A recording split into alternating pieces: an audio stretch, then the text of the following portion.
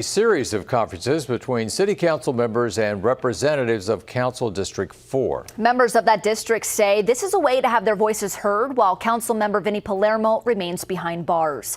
New tonight, 6 News' Joe Harris talked to both sides involved and gives us the details.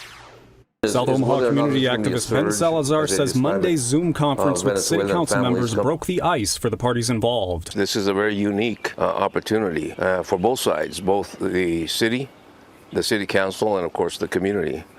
I don't know, Joe, if this has ever been done before. It included Councilman Brinker Harding and Council President Pete Festerson. Among those on the task force representing District 4 were Salazar, One World Health Clinic CEO Andrea Skulkin, and Grace United Methodist Church pastor Juan Carlos Veloso. A lot of people were able to kind of express their concerns, what their general interests were. Both Harding and Salazar say the discussion didn't cover specific items on today's city council agenda, but Salazar says task force members were able to share their concerns with the councilman on issues like mental health and the need to expand medical services in South Omaha, assistance programs for migrants, refugees, and those with low income, as well as their desire to see more Hispanics elevated to higher positions in city and county government. These weekly meetings have been set up because the man who officially represents District 4 on the city council, Vinny Palermo, sits in jail. He and 3 other men have been indicted on federal charges, including fraud and corruption. A judge ruled Palermo will remain in jail until his trial. He can be removed from office if he's absent from council meetings for 3 consecutive calendar months. But members of his district say that's too long to wait. Monday's conference was closed to the public, but Salazar says future weekly meetings will be recorded and available for folks to watch on the websites for either Mundo Latino newspaper or La Casa del Pueblo. We want the public to be able to observe it,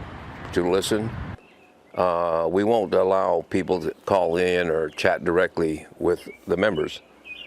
But on a chat box, certainly they can join in and ask questions or make comments. On your side, Joe Harris, 6 News. Now, both Harding and Salazar say they feel optimistic about future weekly conferences.